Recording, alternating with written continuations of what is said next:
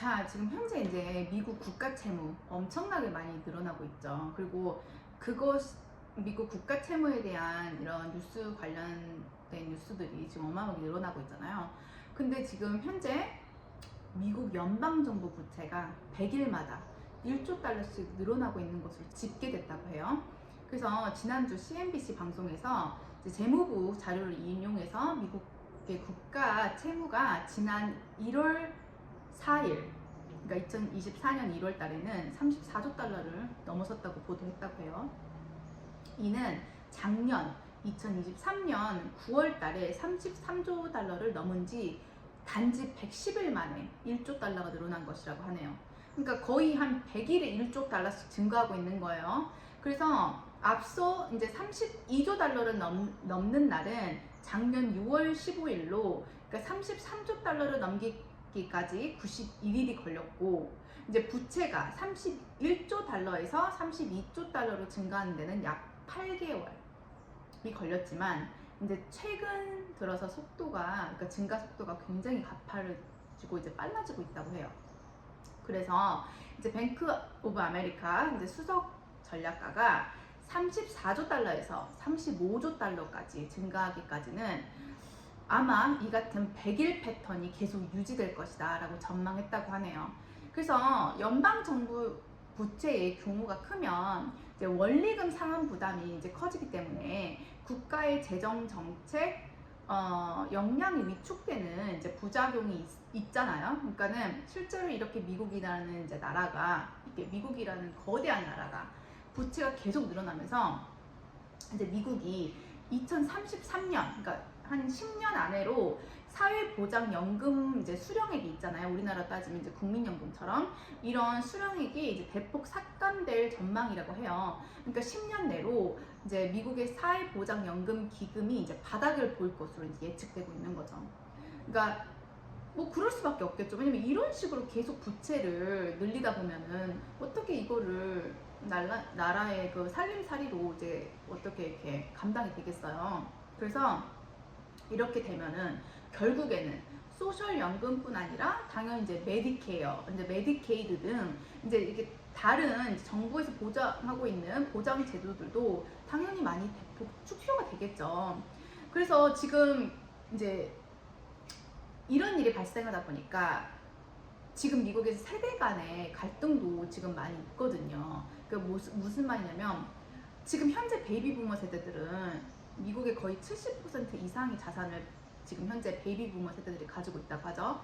이제 거기다가 이렇게 지금 사회보장 제도나 이런 메디케어는 이런 그런 다양한 제도들을 65살 이상 되면서부터 지금 굉장히 많은 혜택을 받고 있잖아요. 근데 결국은 그 세금을 누가 내냐? 지금 이제 젊은 사람들이 그런 세금을 내고 있는 거죠. 근데 젊은 사람들 입장에서는 지금은 물가도 너무 높고 집 사기도 너무 힘들어졌고, 그런데 지금 세금은 점점 증가하고, 그런데 자기네들이 이렇게 내는 세금에 대해서 나중에 우리가 늙었을 때 그 세금 혜택을 받을 수 있냐 하는 것도 의문이라는 거죠. 지금 현재 지금 미국에서는 굉장히 많이 이미 말이 나오고 있어요. 지금 현재 65살 이후부터 사회보장연금 제도를 받고 있는데 이거를 이제 70살로 이제 올려야 된다라는 거를 이미 지금 말이 굉장히 나오고 있거든요. 아마 올라갈 거예요, 제 생각도. 그렇게 되면 결국에는 베이비 부머 세대들 같은 경우는 모든 혜택을 다 받고 자산 축적도 가장 많고, 이제 뭐 이렇게 미국 주식도 엄청나게 올라가면서 그런 자산이나 아니면 주택이나 이런 것들 혜택을 다 받는데, 그럼 이렇게 젊은 세대들은 지금 뭐냐, 이렇게 세금을 내도 내가 결국엔 받을 수 있는 혜택이 확 줄어들거나 아니면 그 연령대가 확 높아지기 때문에 이런 불만들이 굉장히 많이 지금 미국에서도 팽배하고 있어요. 어쨌든 이제 결국은 미국 재정이 좋을 수 없는 상황이죠. 절대 좋을 수 없는 상황이에요. 이렇게 될 경우에는 결국 미국 정부에서 세수를 늘리든지, 그러니까 세금을 증세하면서 국가가 제공하는 이제 이런 보장 제도 같은 거를 이제 줄여야겠죠. 금액을 줄이든 숫자를 줄이든 이런 식으로 이제 결국에는 이제 정부의 수입을 늘리고 정부의 지출을 줄이려고 할 것이고, 이제 이것은 이제 피할 수 없는 이미 정해진 미국의 미래라고 이제 생각이 돼요. 결국에는 어쨌든 나라의 정부의 그 살림살이를 이제 계속 이제 이어나가야 되기 때문에 이제 여기에 더해서 이제 그동안 미 정부에서 푼 막대한 돈 푼 것으로 인해서 달러 가치는 결국 하락할 것이라는 의견이 대다수죠. 그러니까 이렇게 큰 돈을 어마어마하게 이렇게 많이 풀었을 때, 그것도 뭐 단기적인 뭐 1년만 이런 게 아니고 지금 몇 년간 계속 풀고 있잖아요. 특히 2008년도 이후 리먼 브라더스 사태 이후에 계속 풀어왔는데, 특히 코로나가 터지면서 엄청나게 기하급수적으로 많이 풀어버렸잖아요. 그때 물가 상승이 어마어마하게 늘어났죠. 이게 되면서 결국엔 돈이 너무너무 많이 시장에 풀리면 어떻게 되겠어요? 물가는 상승하고 돈의 가치는 하락하겠죠. 그럼 돈의 가치가 하락한다. 이 말은 미국 달러는 세계의 기축통화죠. 기축통화로서의 힘이 약해진단 말이죠. 결국에는 막대한 돈 푼 양으로 인해서 달러라는 기축통화의 가치가 하락을 한다는 거죠. 그래서 이렇게 미국 부채가 어마어마하게 커지다 보니까 지금 미국 부채가 GDP 대비 거의 120%를 넘었다고 해요. 그래서 이자만, 미국 정부가 매년 이자만 700조를 지금 내고 있다고 해요. 그래서 미국 정부 부채가 감당하기 어려운 수준으로 급증하는 가운데 이에 대한 우려 목소리가 지금 점점 커지고 있거든요. 그래서 지금 현재 이자 비용만 700조인 이 금액은 이미 미국 정부의 국방비 지출보다도 많고, 그리고 교육비의 4배에 육박하는 금액이라고 해요. 그래서 정부 부채 급증은 재정 적자 확대가 부추기고 있다고 미 의회 예산국은 보고서에서 밝혔다고 하네요. 그래서 올해 회계연도 재정 적자가 1조 6천억 달러에 달하고 10년 뒤에는 2조 6천억 달러로 더 늘어날 것이다 라고 전망이 되었다고 해요. 그래서 보고서에서는 대공황 이후에 재정 적자가 이 수준을 초과한 경우는 첫 번째, 세계 2차 대전 때하고 2007년도에서 2009년 때 금융위기 때 하고, 세 번째로 팬데믹 기간밖에 없었다라고 우려했다고 해요. 그러면서 정부 부채와 재정 적자가 눈덩이처럼 이렇게 커지다 보니까 미국 이제 경제계 입장에서는 이제 당연히 이제 재정 개혁을 요구하는 목소리가 나왔겠죠.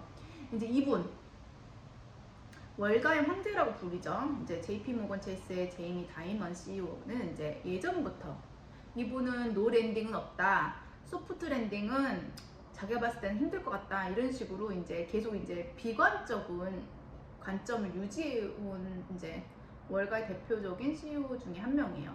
이분은 이제 최근 언론 인터뷰에서 재정 적자에 더 집중을 해야 힘을 미국이 깨달아야 한다. 그러니까 재정 적자에 대해서 좀 더 포커스를 맞춰라. 이렇게 부채를 언제까지 너희들이 계속 이렇게 늘릴 거냐. 이거는 지속 가능하지 않다라고 계속 이제 은연중 비판을 계속 해왔어요. 이분은.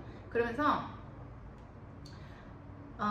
이제 부채를 줄이는 것이 전 세계를 위해서 정말 중요하다. 그러면서 이 부채라는 게 어느 순간 문제가 될 것이기 때문에 더 이상 기다려서는 안 된다. 좀 제발 좀 그만 좀 돈 좀 찍어내라, 이런 말이죠. 그러면서 이제 다른 분, 이제 헤지펀드의 대부라고 불리죠. 그래서 네이달리오, 이분도 약간 비관론자 중에서 한 명이었어요. 그동안에.